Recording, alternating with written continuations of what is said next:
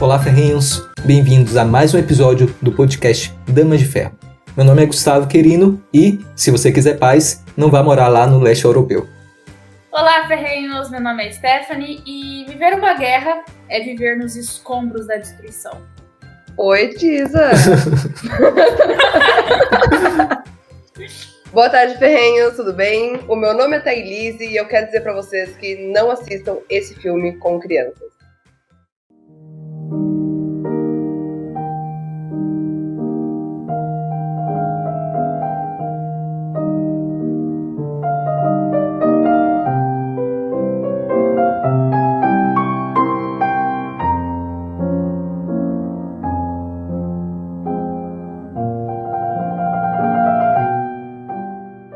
Esse filme foi, muito pesado, muito bom também ao mesmo tempo. Mas me falem aí, gente, quais foram as suas impressões gerais? Antes de falar as impressões gerais, na verdade, para quem está morando na caverna, nós estamos gravando o Cine Damas, o que quer dizer que nós já assistimos esse filme pela Twitch e nós vamos gravar agora, vamos conversar sobre as ideias, o que aconteceu nesse filme, sobre o que é, os insights que a gente teve e relações com eventos recentes. Antes de passar para isso, eu quero saber quais foram as impressões gerais que vocês tiveram desse filme.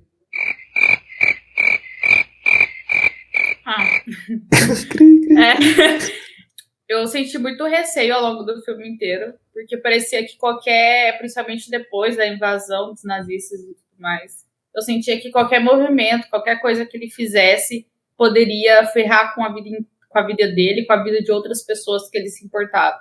Então era sempre esse sentimento de tipo, nossa, a qualquer momento, ele tava num apartamento, ele tava em outro lugar se isolando, aí você ficava, pô, a qualquer momento pode chegar alguém, pode matar ele, pode levar ele para um campo de concentração. Então esse negócio, nossa, foi dando uma angústia muito grande ao longo do filme inteiro. Você não saber, tipo, o que ia acontecer em seguida. Mesmo você, né, a gente conhece a história dele porque foi baseado em histórias reais e tudo mais, então você tinha mais ou menos uma noção do que ia acontecer, só que mesmo assim dava essa sensação de receio, assim, do que qualquer ação dele, o que ia acarretar, quem ia aparecer a qualquer momento e tal. Era bem foda. Pois é, eu concordo contigo. E eu acho que não só nesse filme, mas todos os filmes que tratam do Holocausto, nós já vamos assistir o filme com a percepção de essa história, ela realmente aconteceu. Então, o grosso dela, ela realmente aconteceu. Toda a mudança corporal, a mudança física do ator é algo que chama muito atenção, pelo menos pra mim. Normalmente é o que eu mais reparo nesses filmes, porque eles começam extremamente saudáveis, assim, visualmente, né? E conforme vai passando a trama, ele vai perdendo peso, vai perdendo saúde. E, claro que tem toda a questão de figurino, maquiagem, enfim. Mas é necessário uma mudança do ator para que isso seja possível. Salvo engano, mas esse ator ele perdeu mais de 17 quilos para fazer o papel.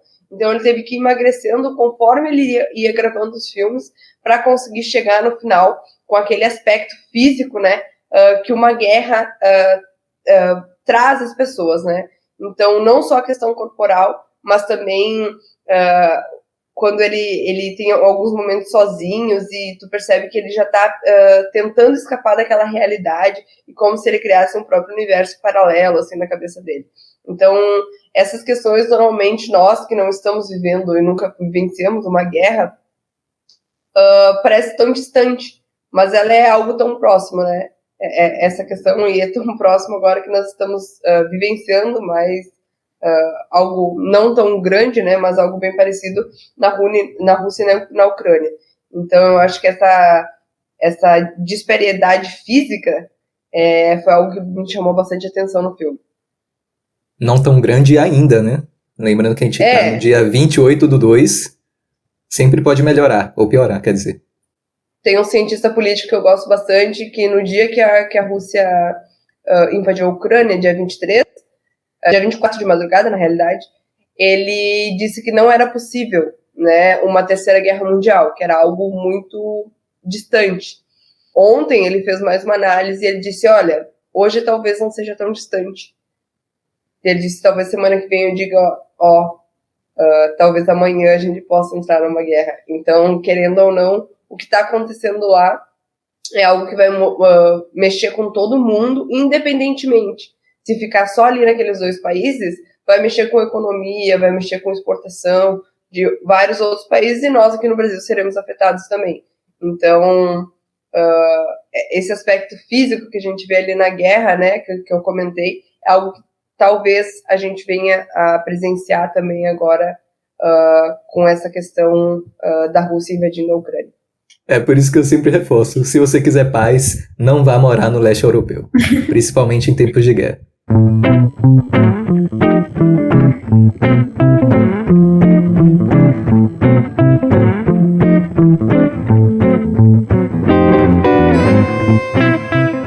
Vocês estão nos recados imperdíveis do Damas e venham avisar que se você ainda não está seguindo Damas de Ferro em todas as plataformas, você está perdendo. Estamos no Instagram, Facebook, LinkedIn, YouTube, em todos os agregadores de podcasts imagináveis e agora estamos também na Interweb. Então nós temos o nosso site, que é www.damasdeferro.com.br, onde temos nosso blog e demais informações sobre o projeto. Então, dá uma passadinha por lá para aproveitar todo o nosso conteúdo.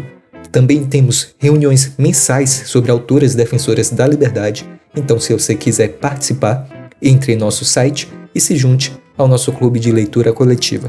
Ademais, bom podcast e até mais!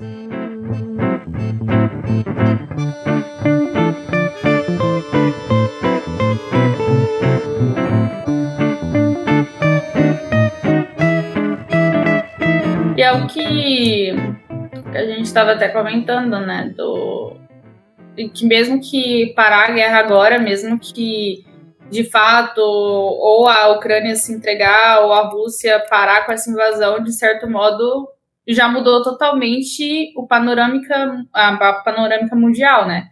Hoje a gente já sabe quem que detém um poder de influência ali maior e que tem mais liberdade para agir, querendo ou não.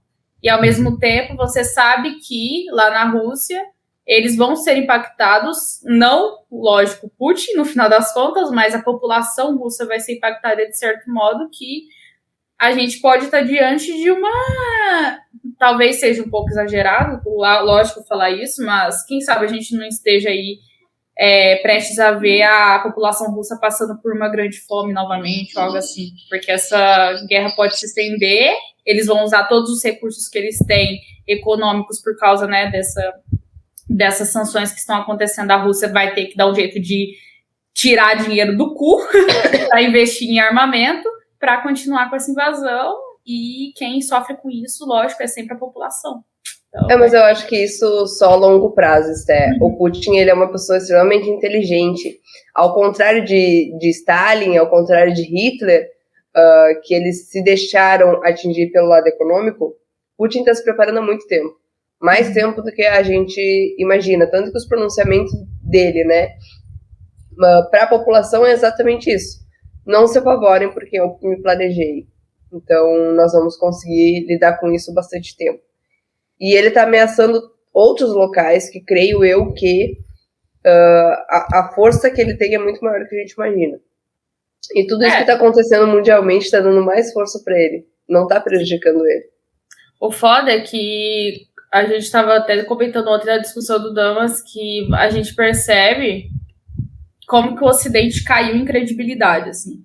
Até pra gente que está no Ocidente.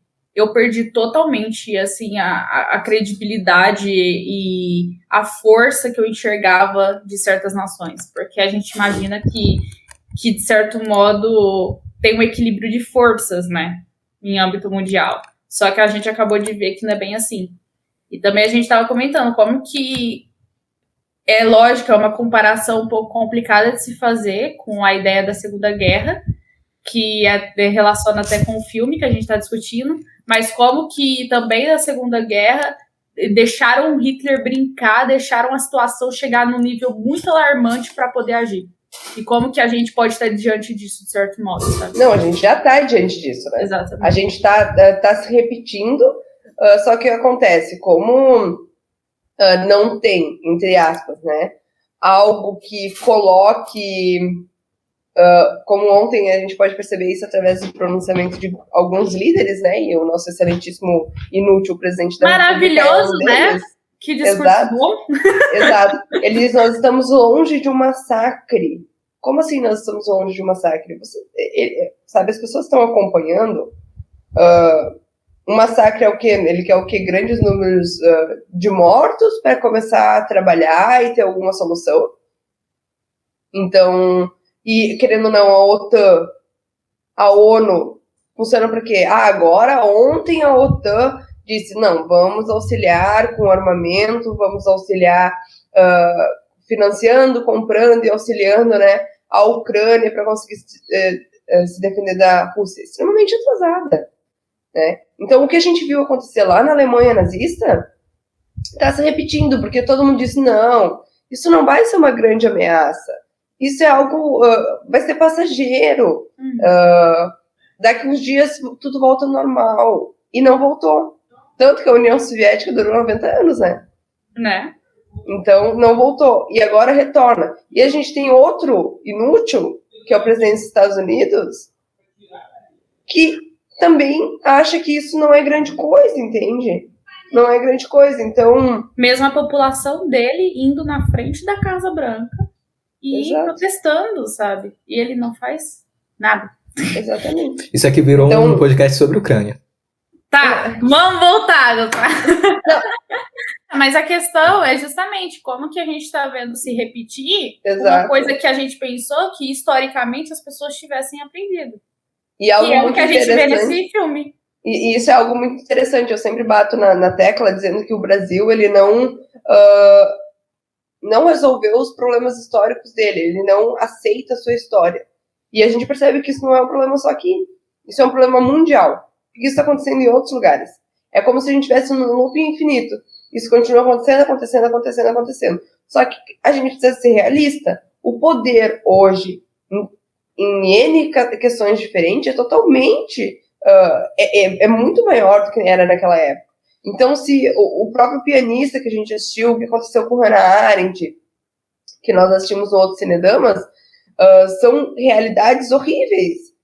E que a gente pode estar vivenciando novamente, entende? Então, esses filmes, essas histórias, elas não servem apenas para a gente lembrar o que aconteceu, mas sim para nós nos prevenirmos do que pode vir a acontecer. Porque está acontecendo a mesma coisa, só que com uma diferença. E uma diferença que a Marise apontou significadamente no Instagram dela. Dessa vez, não se pode culpar as massas. Dessa vez, as massas enxergaram antes das lideranças políticas. Dessa vez, não é a massa o culpado, como foi na época da Alemanha nazista. Entende? Então não se pode. Dessa vez a gente não pode culpar o coletivo.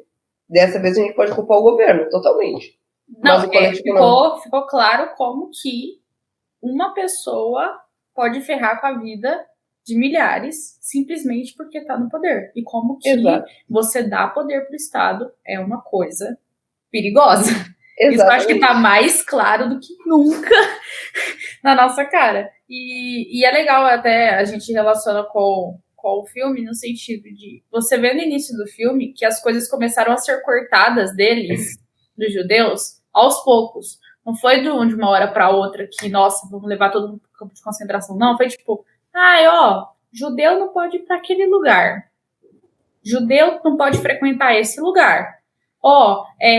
Determinado horário, todo mundo em casa, tá? Então, tipo assim, foi cada medida que foi sendo imposta, foi sendo colocada e o pessoal, ai, nossa, isso aqui tá errado, mas, não, vamos relevar, calma. Ainda é só uma coisinha, porque não precisamos importar com isso. Já passa. E é uma coisa interessante que a gente viu também no Origens do Totalitarismo.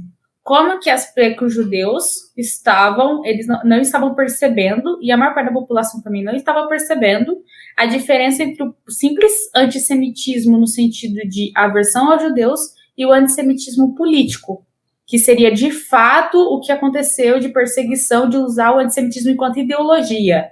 Então, eles não sabiam diferenciar isso na época. Então, às vezes, bloquear certo lugar, não deixar entrar judeu em certo lugar, eles enxergavam, tipo, tá tendo, sei lá, uma versão, um método ali de discriminação. Eles não estavam enxergando que aquilo já era ideologia antissemita sendo aplicada no aspecto político e que aquilo seria a base do partido nazista. Eles não estavam percebendo essa coisa. E como que isso foi, né, extremamente prejudicial em questão de mortes, né?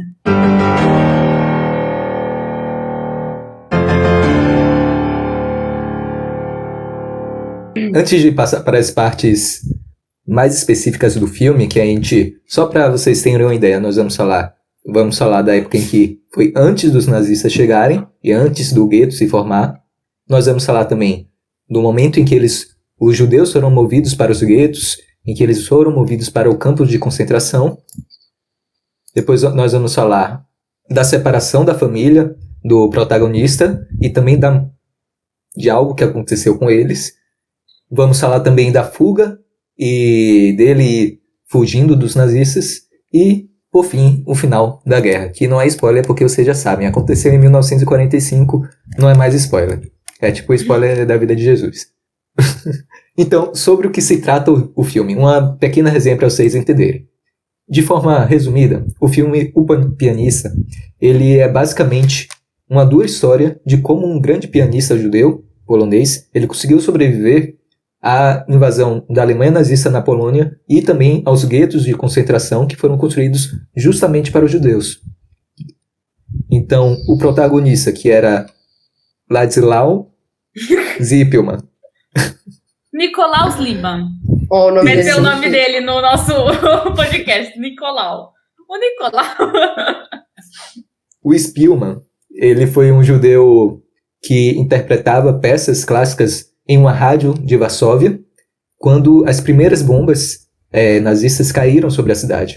Isso em 1939. Então, fazendo um apanhado histórico, o primeiro dia de setembro de 1939 é geralmente considerado o início da guerra com a invasão alemã à Polônia. Então, o Reino Unido e a França eles declaram guerra à Alemanha nazista 2 dias depois desse ataque, desse dia 1 da guerra. Então, o filme ele mostra o surgimento do gueto de Varsóvia, mostra quando os alemães construíram muros para encarcerar esses judeus em algumas áreas, a perseguição a eles, a vida e o sentimento antissemita que existia naquela época, da forma como levaram a família do Spielmann, ou Nicolau para os mais chegados, para os campos de concentração. E, por enquanto, é isso. Vou deixar os spoilers mais para o final, porque eu acho que é impossível falar mais sem dar spoiler. E também não acho que vai estragar essa sensação de assistir o filme, porque a experiência cinematográfica é algo único. Concordo.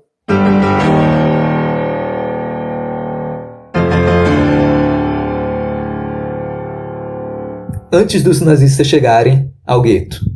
Então, como foi que começou o filme? O filme começou basicamente com uma bomba caindo na cabeça das pessoas, dos poloneses. Então, mostrou até uma cena em que o Nicolau, ou não posso falar Nicolau, em que o Spielmann, ele tá todo sangrando, assim, com o nariz sangrando, aí encontra uma senhorita loira, muito bem apessoada, minha nova crush, e ele fica todo bobinho, tipo, as bombas caindo e ele todo bobinho conversando com ela. Isso aí achei genial. E porque ele é uma pessoa reconhecida, ele era um grande pianista da Polônia. E tanto que essa moça já se interessou, nossa, é um grande pianista. E isso é muito interessante. Na realidade, isso é bem comentado em todo mundo que analisa, né, filmes do Holocausto, mas como eles tratam diferente o judeu. Então, nós não podemos falar que todos os judeus sofreram a mesma coisa. Não. Tanto que muitos que trabalhavam para o governo, que tinham uma boa posição social e econômica, eles não sofreram tanto quanto o judeu comum, digamos assim. E o início desse filme ele demonstra exatamente isso. Porque como ele tinha um certo prestígio, ele sofria, não estou dizendo que ele não sofria, tá?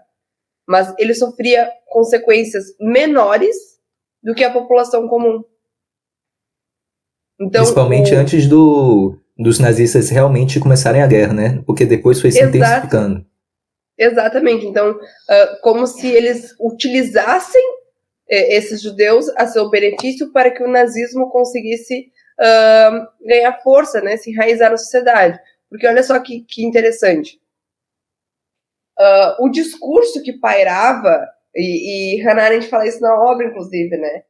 É que o judeu que não estava sendo massacrado pelo nazista, ele enxergava aquilo como algo necessário para que eles ocupassem o território. Não necessário assim, nossa, se isso não acontecer, a gente não vai conseguir ficar aqui. Não, mas de uma forma egoísta e racional. Então ele olhava para aquilo, tipo, eles até estão, mas como não está acontecendo comigo, eu não vou falar nada. E isso acaba acontecendo no filme. O início do filme, dentro do meu entendimento, ele trata bastante dessa questão. Só relacionando também com a obra, na questão que o pianista, no caso, ele seria o que a Hannah Arendt ela chama desses judeus exceção, que seriam já a fase ali em que os judeus eles estão entrando na vida intelectual e culta da Europa. Então, ela até fala que seriam os filhos dos banqueiros, os filhos dos comerciantes que começaram a entrar na sociedade mais culta da época. Então, você vê que eles, enquanto judeus exceção, eles são tratados até com uma certa... como exóticos. Eles são até reverenciados e a característica de ser judeu não é vista como negativa nos casos deles. Então, Exato. entra nisso de como realmente eles eram tratados de modo completamente diferente. Exatamente. É como se eles ganhassem privilégio para viver, porque eles tinham conquistado outras posições, tanto sociais quanto econômicas. Né? E, querendo ou não, para a estratégia nazista, isso era algo que eles já tinham premeditado, né? Eles precisavam contar com esse tipo de comportamento. Por isso que eu sempre bato na tecla. A questão do nazismo, ela é muito mais do que ideológica. Ela é psicológica. Ela movimentou com a visão de mundo dessas pessoas. Tem relatos e documentários de judeus falando que eles realmente se sentiram menores do que os alemães. Para te ver como é que é moldado. Não é apenas a violência física. Tem a violência psicológica. E a gente fala ali de violência psicológica literalmente, né? Não isso que hoje os canceladores do Twitter dizem que é violência psicológica. Não, violência psicológica de verdade. Então, isso ia moldando, né? Isso ia moldando até que eles conseguiram chegar no poder.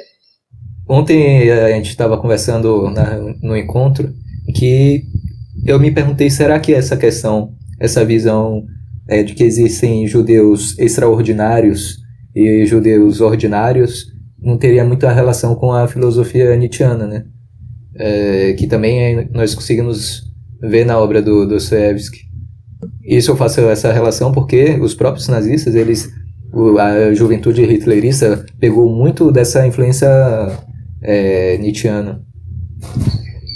Não à toa que eles andavam o tempo todo com assim falou Zaratustra debaixo do braço.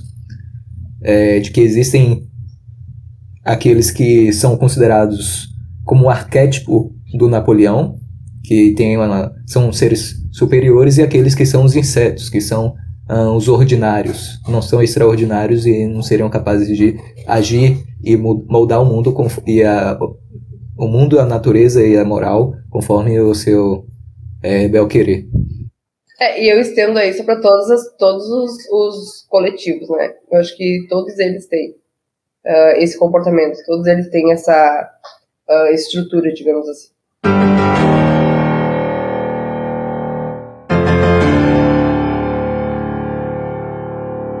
Depois dessa cena maravilhosa dele, todo bobinho, o céu caindo, o mundo caindo, e ele tranquilamente essa parte foi a mais engraçada do filme, a única também.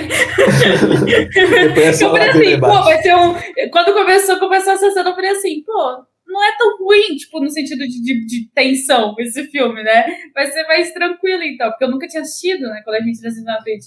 Aí eu até falei assim, velho, será que vai misturar alguma coisa meio até de comédia? E não.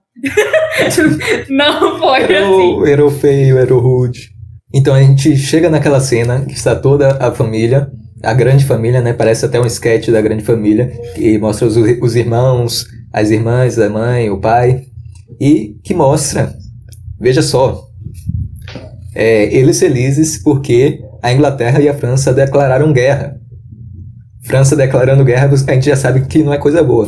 Provavelmente eles vão se render logo no dia seguinte.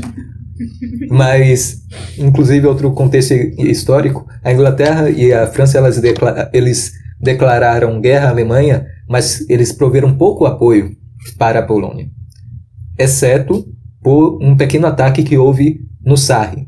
Então, eles ficaram felizes, mas por pouco tempo.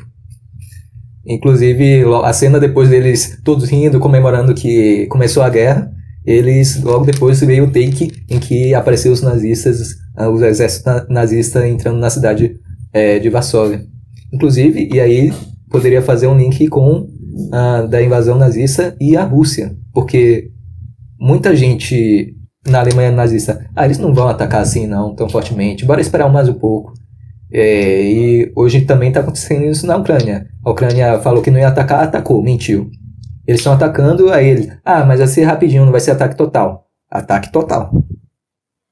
Exatamente, tu pode perceber que essas questões de ataque, elas estão sempre interligadas com a questão de direitos, né? Então, conforme eles vão avançando os ataques, eles têm maior poder sobre a população, mais direitos eles tiram. No caso próprio do filme, o primeiro direito que eles tiram é a liberdade econômica. Então, eles colocam uma limitação de dinheiro para cada família.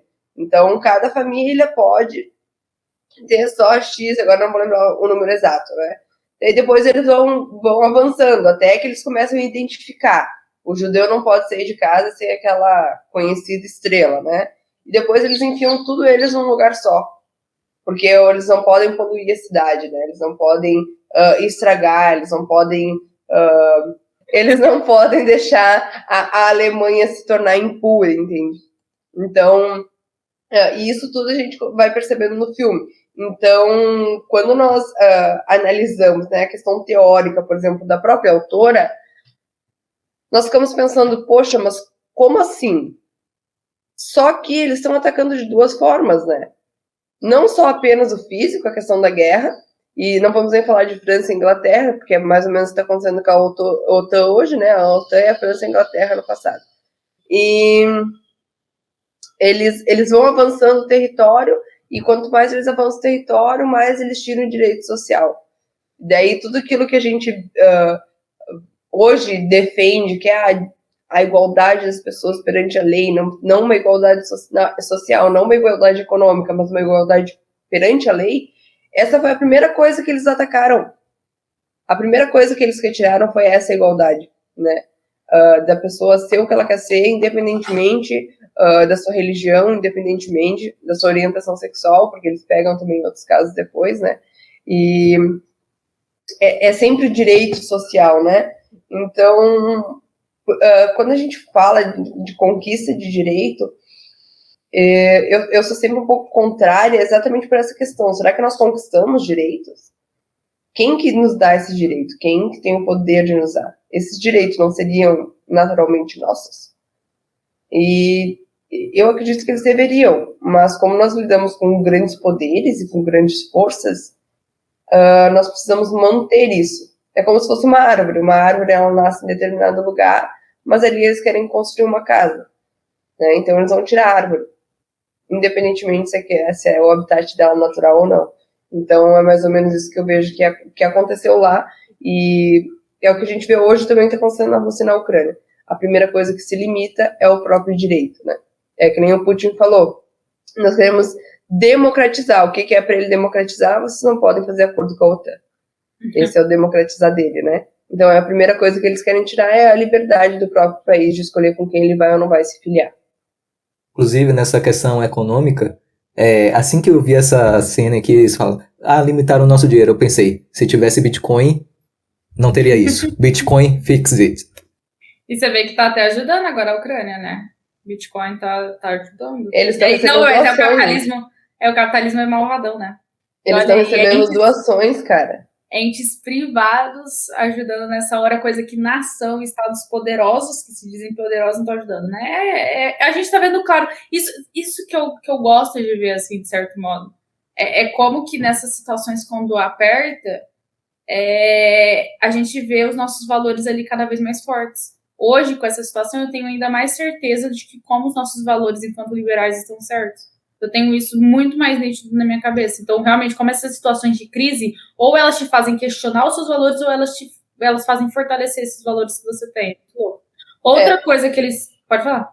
Mas eu acho que essa questão também coloca bastante em xeque a nossa democracia liberal. Sim. Porque aí você começa a questionar, você fala, pô, como que tá essa moral do Ocidente aí, que não tá ajudando ali um país que queria se associar a gente, e aí agora tá a Deus dará ali. Não só isso, né? Mas a democracia, ela realmente existe? Ou ela é uma condição dada pelo governo? Entende? Exatamente. E até que ponto realmente, né, como a gente deu tanta regalia para esse Estado que tá agindo, né? Outro ponto que eles trazem no filme, eles não trazem assim, eu acho que tão diretamente, mas é possível perceber, o valor de armamento, cara. Porque ali eles não tinham como se defender do que estava acontecendo. E como depois, quando eles vão para os guetos, como uma simples arma, alguma coisa que eles já conseguiam contrabandear, era a esperança de uma revolução diante do que estava acontecendo. Então, como esse lance de, tipo, como que é importante você ter aquele direito de defender você mesmo e a sua família, entende? Como que isso, às vezes, é negligenciado, de certo modo. E a gente está vendo agora na Ucrânia. Agora que eles estão armando a população, eles estão armando agora uma população de um país que corre sempre risco de ser invadido pela Rússia. E eles só estão dando armas agora para a população. E como essa população está disposta de dar a vida, de pegar em arma que nunca pegou muitas vezes, para defender os seus, entendeu? Para defender uma geração próxima dos seus filhos e dos seus netos.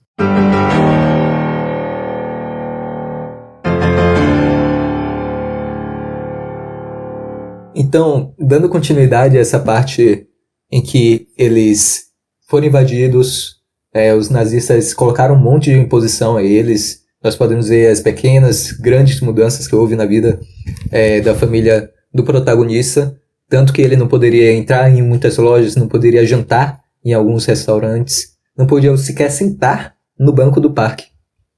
Então, e isso até chegar no momento que eles tinham que utilizar emblemas nas ruas, tinha que ter uma determinada largura, comprimento, estar num determinado local, não pode estar errado, tanto que você via até agressões dos soldados nazistas nos judeus que usavam esse emblema, tinha que jogar para a sarjeta. Isso aí já foi começando a ficar mais pesado, porque o filme é de levinho, tá rindo, bomba caindo, mas tá tranquilo, até ficar mais e mais pesado.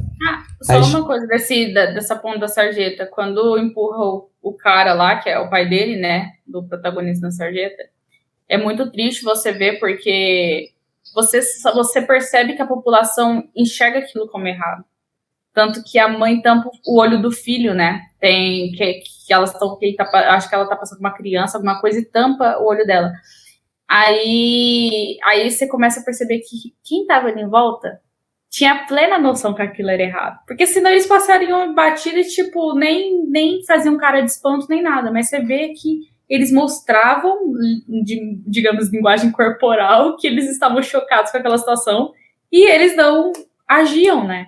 Eles não fizeram nada. Porque é aquela questão do psicológico que eu falei antes, entende? Eles sabem que aquilo é errado. Só que, sei lá, ensinaram pra ele que aquilo é certo. Uhum. Entende? Eles foram manipulados para isso. Acho que é até questão de... Eles estão totalmente sem nenhum tipo de poder que possa impedir esse tipo de ação. Eles não têm armas, eles não têm nada. Eles entraram na cabeça dele, é um terror psicológico, um terror físico. Então eles estão desarmados, de qualquer E tipo eles de... eram enforcados, né? Que até fala em algum momento. Que eles, Isso, aqueles que Quem a- ajudam. e eram mortos. Quem ajudava. Isso. Então tem bastante questões por aí, né? E eu não lembro qual que o autor fala, mas o princípio de governos totalitários, ditatoriais, sempre foi desarmar a população. Uhum. Então a primeira coisa que é feita é desarmar a população. Tanto que os comentários da Ucrânia, né, que eles estão armando. Nossa, faz mais ou menos, acho que uns 2 meses que eles estão ensinando a população a atirar. Uhum. Entende? Para se defender. Então, só que antes eles desarmaram a população, né? Sim, né? Tá vendo? Essas questões psicológicas, essas questões de poder, tudo que está por trás é o poder. É o poder do a parte físico, da parte militar e também econômico.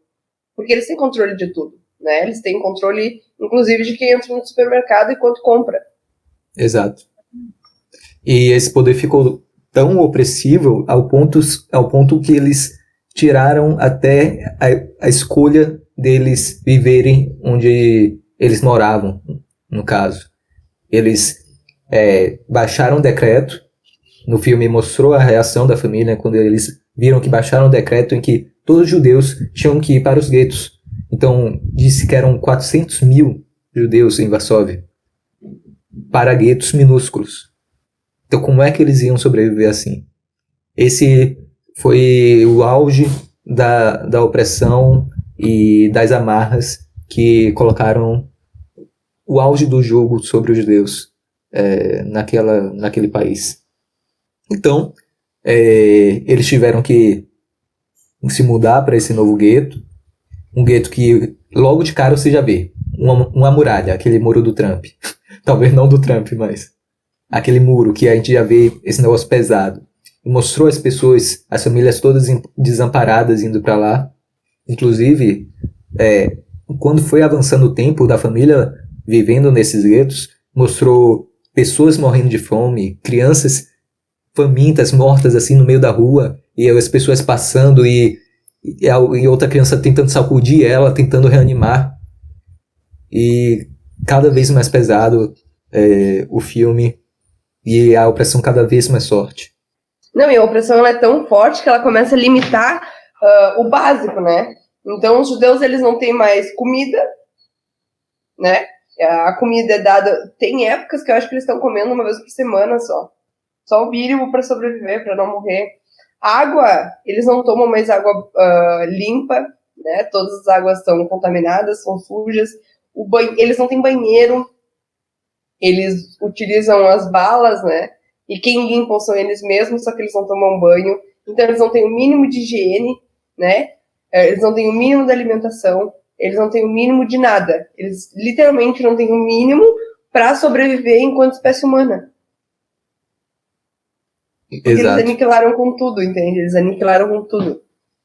E é interessante você ver como que eles eram vistos como sempre espertos, como enganadores. Porque você vê que lá nos próprios guetos, eles sempre vasculhavam com os judeus. Beleza, que os judeus de fato estavam contrabandeando coisa. Mas para sobrevivência. Para sobrevivência, isso. Exatamente. Mas você vê como que eles enxergavam os judeus como sempre espertinhos. A gente dá a mão, vocês quer o braço. Você via aquilo muito frequente sendo dito, né? Então, e é uma coisa que eu vi muito naquele quadrinho Maus, porque mostra que como que dentro mas aí não nos guetos, dos campos de concentração de fato, como de fato ocorriam roubos, ocorriam jogos de influência dentro dos próprios campos de concentração para tentarem sobreviver de fato, como que era a relação deles com os guardas, de certo modo. Tanto que a gente vê agora no filme, como que a influência dele, querendo ou não, enquanto judeu de exceção, como que isso acabou livrando ele depois, né? Que ele acabou tendo contato com o cara que pegava batata, e o cara que pegava batata falou com pessoas influentes da sociedade que ele tinha contado na época, né, antes de ir pro gueto, e é assim que ele conseguiu escapar daquele gueto. Então, como que também a influência era uma coisa que era o que eles tinham que se agarrar naquela época para conseguir fugir. Os poucos que conseguiam fugir, de fato, eram pessoas que minimamente conseguiam influência ou eram espertos o suficiente para isso. E o que isso provava? O argumento nazista que estava circulando de que judeu era de partinho e era influente. Então, Exato. tipo, era um jogo absurdo ali, entendeu? E outra questão muito disso é a questão de roubar a própria comida. Eles roubavam a comida um do outro, porque não era suficiente. Então tinha pais, assim, com crianças, e eles roubavam de outros adultos, porque eles queriam dar pro filho, porque o filho não tinha o que comer. Ou mães que se envolviam com guardas e tudo mais, sexualmente, para tirarem proveito daquilo. Então, tudo o que o nazismo colocou sobre os judeus, lá no campo de concentração, eles forçaram o judeu aquilo. Porque quando tu tá no limite da sobrevivência e tu vê um pão pra te comer, não importa de quem que é, tu vai querer comer o pão. Tem fome. Tu não tá pensando, tu é um ser humano. Toda pessoa, se a gente colocasse todos os alemães no campo de concentração, ia acontecer a mesma coisa. Se a gente colocasse, sei lá, uma pessoa de cada ideologia liberal, socialista, comunista, ia acontecer a mesma coisa, entende? Tá, talvez o comunista ia querer partilhar o pão, mas... Era o que menos ia querer. Confia. É verdade, ele é capaz de ver o pão comer e nem falar que tinha pão. Mas Como enfim... diria aquele mangá Monster, na morte todos são iguais. Exato, cara, exato. Na hora que tem fome, todo mundo quer comer. Independente, olha a pobreza no Brasil, na Argentina, nos Estados Unidos. As pessoas querem comer, independentemente. Quantos casos nós vemos de família que, sei lá, sempre tiveram uma boa moral, né? Pelo menos boa moral de acordo com os nossos valores ocidentais, né? Como as pessoas falam. Mas, enfim, que nunca tiveram nenhum histórico e daí acabam roubando porque o filho não tem o que comer e roubam no supermercado mesmo, às vezes, entende? Então, isso é sei lá, a meu ver, eu posso estar errada, não sou estudante de psicologia, mas é um comportamento humano. Tu te sente fome, tu vai comer, independentemente de quem que é aquela comida. Só que era exatamente aquela visão. Pirâmide de Maslow, né? Que você Isso! tem as suas prioridades. A comida tá... Exato. E era exatamente isso que eles estavam pregando, que é o judeu, só o judeu era assim. Né? Eles excluíram toda a questão científica do ser humano, não. Nós vamos falar aquilo porque só os judeus têm esse comportamento. Vocês são alemães, vocês não têm esse comportamento. E o que teve é morrer enforcado, né? Porque ele já foi contaminado pelos judeus. Então,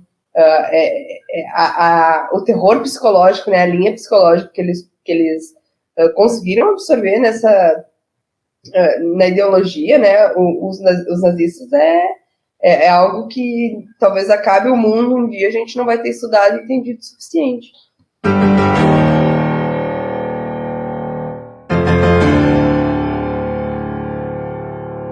Então, a família de Zilpman, eles ficaram passando de gueto em gueto, né? Eles estavam em um gueto, iam para um gueto pior, e outro pior, e outro pior. Até o momento em que chegou o momento da separação da família, ou daí da família para algum outro lugar, em que eles foram para a solução final, porque que nós sabemos que é o extermínio, né? No momento em que que Zilpman e a família estava saindo desse último gueto e entrando para o trem, veio, como a Esther disse, um outro rapaz que foi o salvador dele, tirou ele daquela fila e conseguiu salvar o Zilpman. E conseguiu fazer com que ele pudesse escapar e ir para um outro lugar.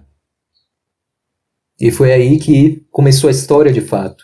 Não que começou a história, mas que separou a história de vida dele da família. E esse é um dos pontos mais cruciais, porque isso marcou muito na vida dele. Tudo que existia, tudo que ele tinha como certo, estava acabado. E agora ele só estava com o incerto, a última coisa que ele tinha. E é uma coisa legal já que estava falando da questão da psicologia humana, né? Eu gosto de assistir muitos documentários que falam sobre casos criminais e tal. E como a gente percebe como que é mais triste você ver uma família que perde, por exemplo, uma criança e sabe, por exemplo, que essa criança morreu de fato e enterra essa criança, do que uma família que perde uma criança porque, sei lá, foi sequestrada e nunca mais deu sinal de vida. Como que tipo assim, como que destrói a sua cabeça você não ter um final para uma pessoa que você ama. Então imagina a cabeça dele de não ter nunca, mesmo quando até ele morrer, ele nunca teve a certeza, ele nunca viu na frente dele uma certeza de que teve um final. Mesmo ele sabendo que teve. Exatamente. Então, sempre, querendo ou não, por você de fato amar aquelas pessoas, na sua cabeça você ia sempre ter a esperança. E como isso ferra com a sua cabeça durante a vida inteira. Você nunca tem um final digno para você dar para um ente querido seu. Eu acho que foi muito triste, igual você falou, crucial nessa virada assim, que teve, porque... Então, finalmente chegamos no momento em que ele está fugindo e se escondendo dos nazistas. Então, como é? Ele foi auxiliado pelo soldado em que o ajudou a fugir, e então ele está perdido. E para onde é que as pessoas vão quando eles estão perdidas? De volta para o lar. E foi o que ele tentou fazer, ele foi de volta para o bairro. Então ele foi procurar uma pessoa que era um tipo de espião, mas ele não encontrou ninguém lá, estava tudo remexido como se ele tivesse morrido e toda a sua família. Então ele perdeu mais uma pessoa. Depois ele foi para o lugar onde ele trabalhava, no restaurante como pianista. E aí ele de primeira não encontrou ninguém, mas quando ele já estava saindo, ele encontrou, na verdade, se eu não me engano, é um chefe dele, que estava escondido assim, meio que embaixo de uma mesa de algum lugar assim. E o chefe falou: eu já estou aqui há dias, vem aqui, você vai ter que esperar alguns dias para ver se a gente consegue sobreviver. E foi isso que ele fez. Ficou horas, dias, escondido naquele espaço pequenininho, junto com o chefe dele, tentando comer alguma coisa para sobreviver. E, basicamente, essa vai ser a vida dele daqui em diante. Se escondendo, fugindo dos nazistas. Até a desocupação de Varsóvia, né? Exatamente isso. Ele foge, querendo ou não, ele teve... depois, né, que acabou a exceção dos judeus que não vão ser linchados pelo nazismo, ele teve... não sei se eu posso utilizar o conceito de sorte, mas creio que foi sorte, né? De ter alguém para auxiliar ele, de ter alguém que manteve ele escondido, sabendo que aquilo, né, que essa proteção que ele estava dando ao amigo dele iria correr e colocaria a própria vida dele em risco, né? Então ele teve muita sorte, porque todo o restante das pessoas que não conseguiram isso que ele conseguiu tiveram finais horríveis, né? Ele morreu de causas naturais. Agora, a maioria dos judeus que foram mortos, não. Eles morreram pela maldade do nazismo, né? Eles morreram por conta do poder, né, que essas pessoas tinham na mão. É interessante você ver também o que acontece com os próprios... Porque aí começou, né? Chegou num ponto que não atingiam só os judeus. Começaram a atingir a população que antes estava até tranquila, né? Estava, lógico, aquela situação meio tensa, mas estava tranquila ainda nas suas casas, nos seus apartamentos e tudo mais. Depois que estava nessa parte de fuga, você vê até que em certos momentos os próprios amigos deles são obrigados a fugir, são obrigados a correr desesperadamente, porque estava chegando o exército, não sei o quê. Aí começou a ficar mais frequente os ataques terroristas, entre aspas, né?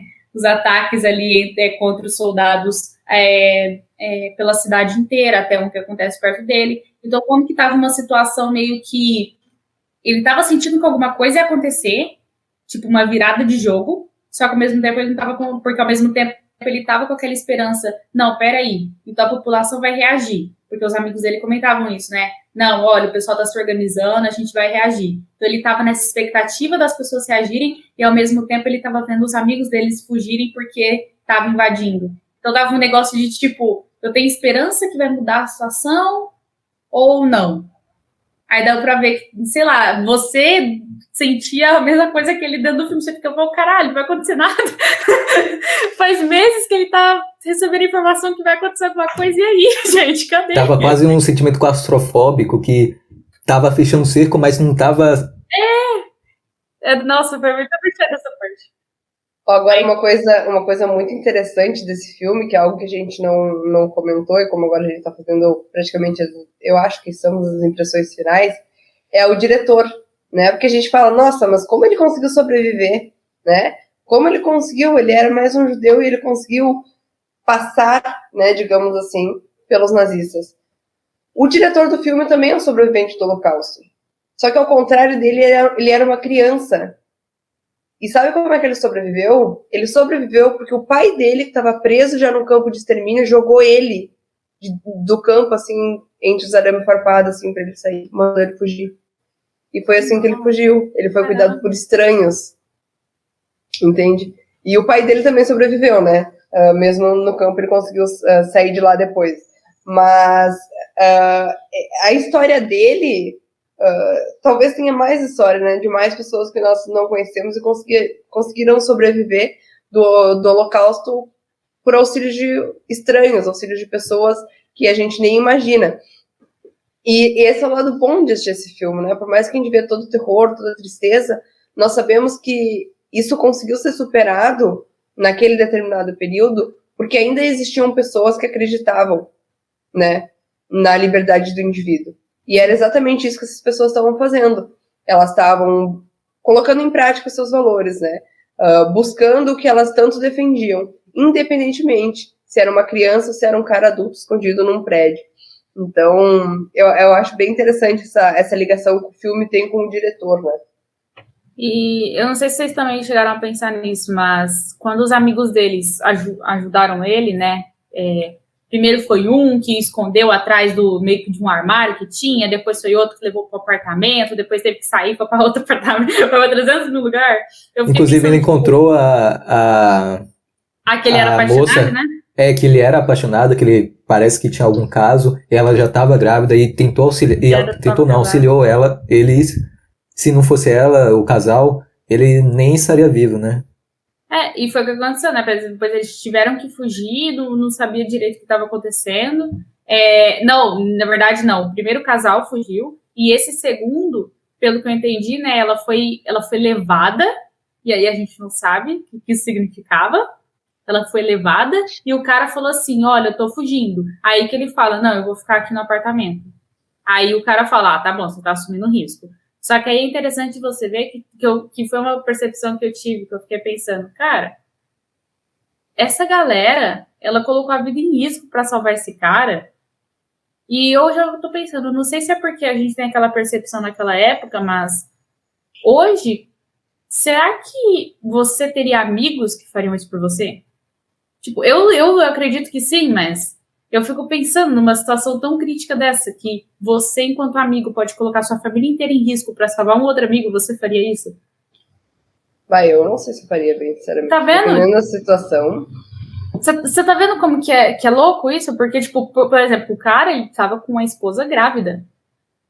Isso é uma questão do utilitarismo, né, de John Stuart Mill. Não tem como tu balancear isso. Depende de várias questões. Então, você tá vendo que, tipo, como que... Foi uma coisa que eu fiquei me questionando, porque você não teria como culpar que não ajudasse nesse sentido, porque a pessoa colocaria não só ele, a família inteira em risco. E, ao mesmo tempo, é muito... glorioso você ver, tipo, é bonito de você ver como que tinham famílias que ajudavam mesmo assim, mesmo sabendo do risco que isso existia, porque sabia que aquilo era o certo. Sabe? Isso. As pessoas não agem somente ter o máximo de prazer, assim, de estar bem. As pessoas também sacrificam umas das outras para agir conforme o que ela acredita, do que é certo. Exato. É bem louco isso. E depois, aí tem toda aquela questão dos apartamentos, dele fugindo, aí mostra a relação dele com as pessoas que ele ainda mantinha, que ele acabou mantendo contato depois, né? Que ele conheceu na época de fama dele, na época que não tinha toda essa situação. E foi interessante uma situação que aconteceu, porque alguns judeus eles se rebelaram em frente aonde ele estava acomodado. E aí ele viu os caras lutando lá e dando trabalho lascado para os soldados, assim. Eles resistiram muito ali dentro. E como que ele ficou naquele questionamento que a gente vê até, a Hannah Arendt até menciona nisso, né? Tipo, como que era o pensamento de um judeu exceção? Ele sabia que ele tinha ali que ser extraordinário para a sociedade para ser aceito e, ao mesmo tempo, ele se sentia mal porque ele tinha largado o povo dele para trás. E aí eu vi, tipo, nessa cena do filme isso ficou muito claro.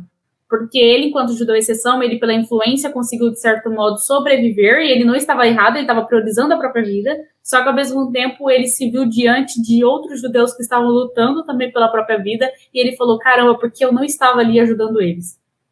Porque eles, querendo ou não, têm as mesmas raízes que a minha, né? São judeus assim como eu. E essa cena foi muito triste, assim, porque ele ficou abaladíssimo, né? Aí também você via um outro cara que ia alimentar ele, que usou o nome dele enquanto judeu para outras pessoas boas que existiam na cidade, para angariar comida para ele, para angariar dinheiro para ele, só que não dava isso para ele. E ele quase morrendo de fome e o cara ganhando em cima dele, sabe? E aí você via que, caramba, será que também existia um monte de cara charlatão igual esse, que, tipo, tava lá, tava um monte de... Tava judeu naquela situação, outras pessoas ajudando, crente que tava ajudando, e aí o cara tava desviando todo esse dinheiro, esses alimentos. Esse cara vai ficar no última camada de inferno do Dante. Velho, que cara cuzão, velho. Fico com muita raiva dele. Mas a gente, olha, o que aconteceu na pandemia? Né? Não tem muita diferença. Imagina desvio de recursos, de oxigênio, de superfaturamento de licitação. É a mesma coisa. Aproveitou.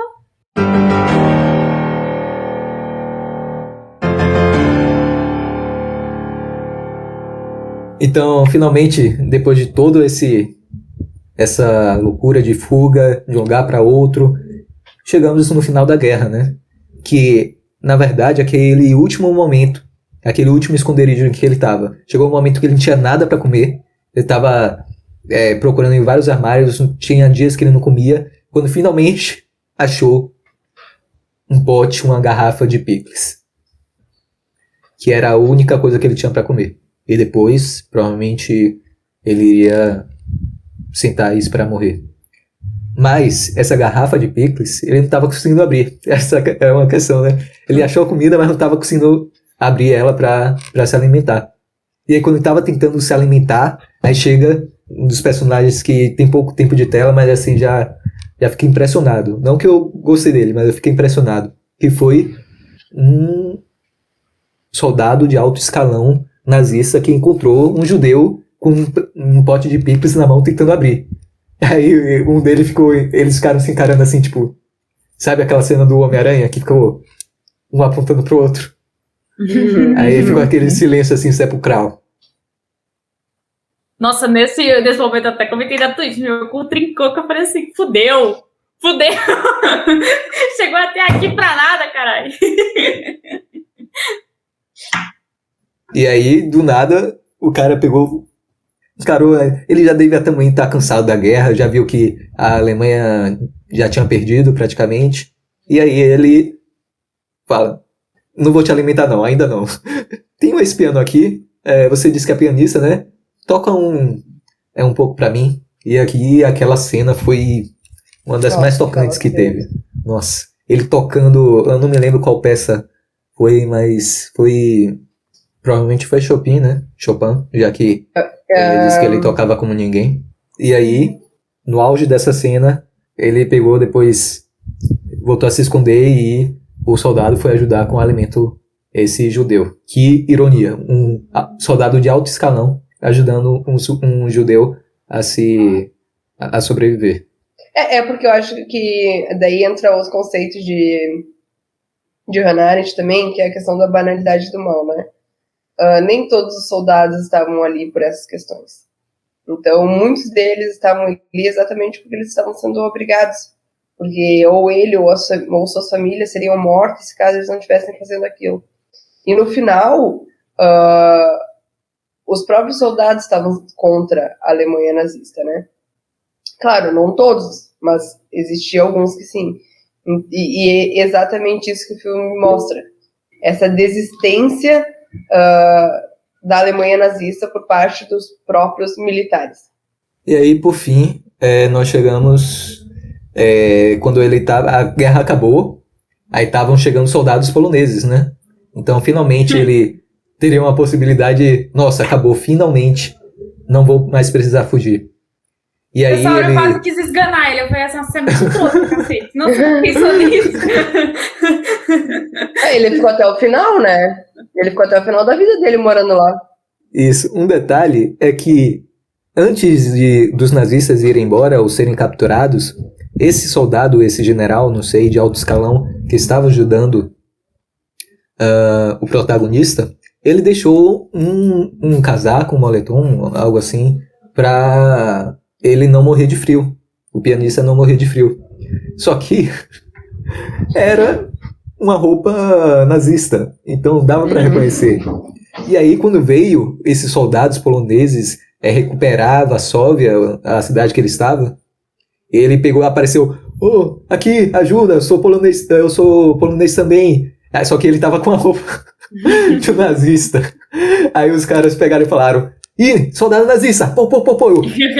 Não vai acabar assim, não é possível.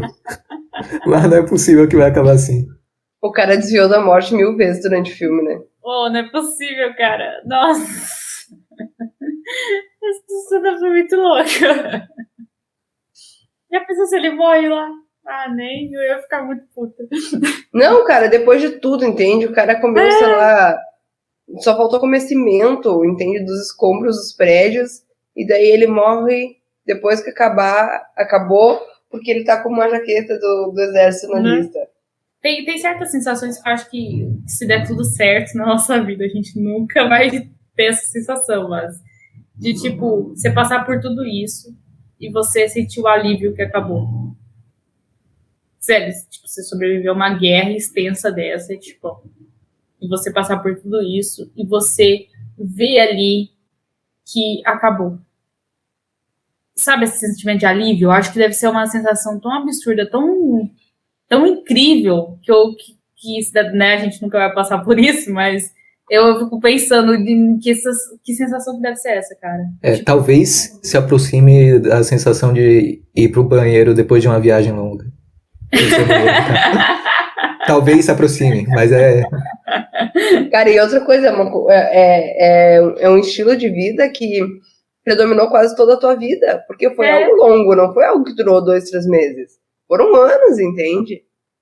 E não sei qual que era, acho que tem muitas pessoas que falaram que se acostumaram a viver daquele jeito, que quando voltaram, quando acabou, né, a guerra, eles meio que não sabiam como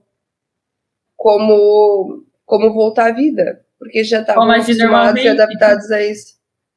Exato.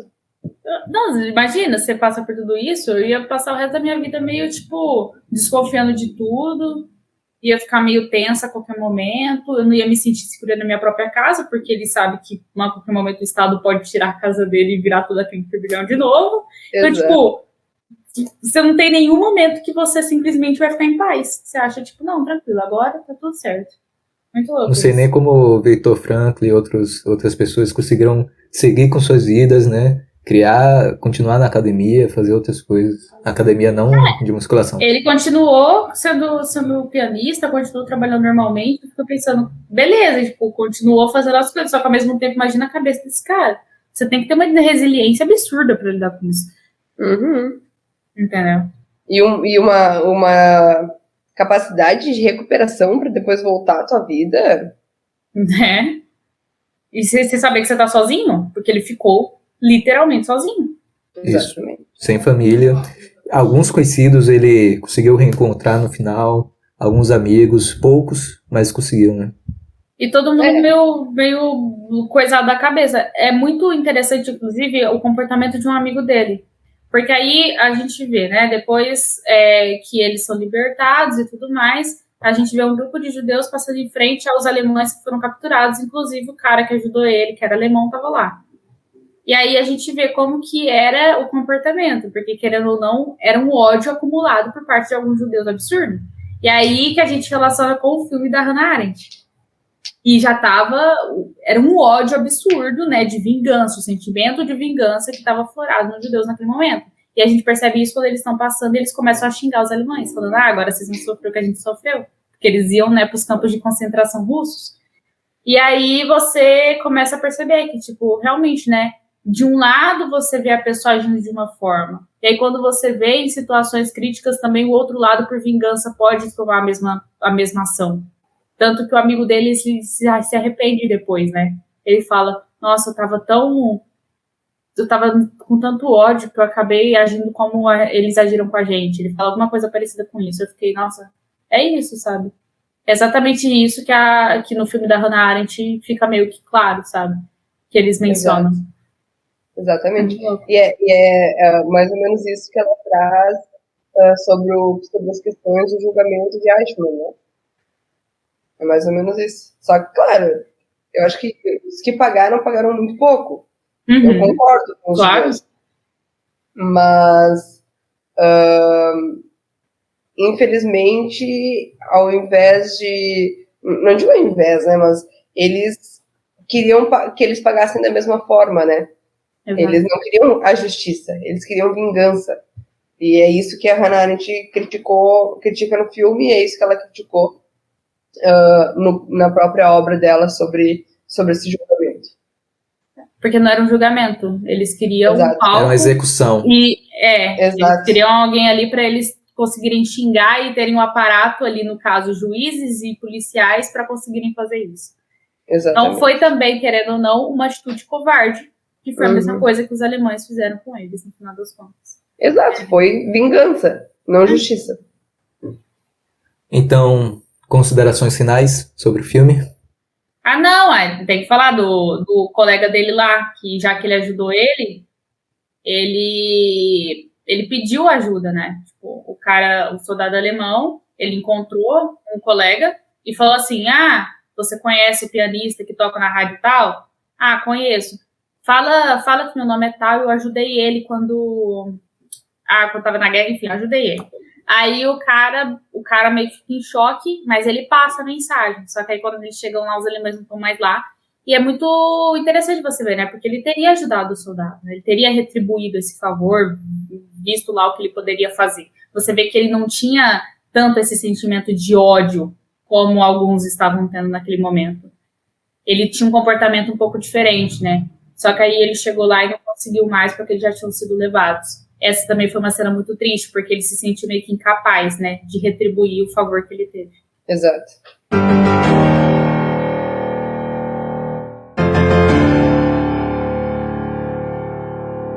Agora contribui isso. Agora considerações finais. Agora considerações finais, né? Pequenas frases. Então, na realidade, eu acho a crítica, né? A maior crítica desse filme é que ele não traz nada diferente dos outros filmes sobre o Holocausto. E eu discordo totalmente. Eu acho que esse filme ele mostra realmente a diferença. Porque ele mostrou que pessoas sobreviveram escondidas sem ter o amparo de outros judeus em campos de concentração ou até escondidos em algum esconderijo e afins.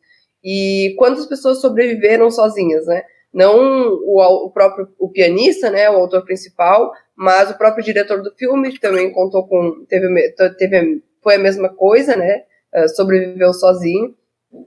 E também demonstra que os nazistas, eles são mais brutais do que a gente imaginava. Eles conseguem ser pior. E a gente consegue ver esse comportamento hoje. O nazismo, ele tá ressurgindo no mundo e a gente não tá dando bola. Nós achamos que eles não têm força. Mas eu acredito que eles têm mais força do que outras ideologias que nós combatemos de frente. Só que existe uma diferença muito grande. Os nazistas, eles não colocam a cara deles a tapa. Eles iniciam tudo por baixo, quietinho. A gente ataca os nazistas, entre aspas, errados. A gente chama alguém de nazista de modo errado e a gente ataca essa pessoa. Os verdadeiros nazistas, ninguém ataca. Exatamente. Os verdadeiros nazistas. Quem financia... Exato. Ninguém sabe. Porque quem financia tudo isso, normalmente, nós não vamos atrás. Então, eu acho que o filme, ele deve ser revisto, ele foi lançado faz tempo, mas eu acho que sempre vale a pena rever, porque é uma obra que nos faz refletir sobre como que isso ainda não morreu, né? Como que isso ainda existe. Em diferentes situações, agora possivelmente não será mais os judeus, mas outras religiões, outras etnias, outras raças, isso ainda existe. E nós precisamos nos ater a isso realmente, e não ficar cancelando pessoas porque elas falam qualquer coisa no podcast. Eu recomendo muito esse filme porque não é somente uma boa história, não são somente boas lições, mas é um ótimo filme. O diretor é genial, ele foi indicado a 7 Oscars, se eu não me engano. Não é muito leve, mas vale muito a pena assistir, porque você vai ter um momento de contemplação que você dificilmente teria em alguma outra obra. Então vale muito a pena assistir. Essas são as minhas considerações finais. O que eu concordo muito com o que vocês falaram da diferenciação desse filme. Uma coisa, por exemplo, quando você assiste o Menino do Pijama Listrado, você vê a agressão ali muito nítida. É um filme agressivo. É um filme que, por exemplo, eu não consigo de hoje de novo assistir. Porque realmente é muito impactante, eu choro, é absurdo. Porque você vê realmente a crueldade muito bem estampada. Nesse filme, O Pianista, você vê a crueldade, só que você consegue perceber qual foi a atitude deles mais incisiva. Que não foi necessariamente só em campos de concentração, só matando em si os judeus. Não, foi o jogo que eles faziam, como que se deu gradualmente as coisas, não foi de uma hora para outra, porque os outros filmes dão a impressão que são. Beleza, que se você pegar o Diário de Anne Frank também, mostra gradualmente o que vai acontecendo, até porque ela vai contando o que está acontecendo. Só que nesse filme eu vi muito mais nítido isso, que a sensação de medo, a sensação de receio, que toda atitude que você fazia poderia colocar tudo em jogo, poderia acabar com tudo que você mais prezava, a cassação de direitos, a ideia de que todos os pilares que definem a vida de uma pessoa, que seria a ideia do direito à vida, da propriedade, da liberdade, como isso foi gradualmente sendo tirado deles. Então, eu acho que é um filme que, de certo modo, ele é muito completo, porque ele mostra tudo ali que estava sendo feito naquele momento para perseguir os judeus que, de certo modo, continuavam nas cidades e não só em campos de concentração, como que é o que a gente mais vê nos outros filmes. Não percam sua importância, logicamente. E aí fica um recado bem importante para nós liberais, né? Que a liberdade social, ela importa tanto quanto a liberdade econômica. Exatamente. A liberdade... Não adianta abdicar de um em prol de outro.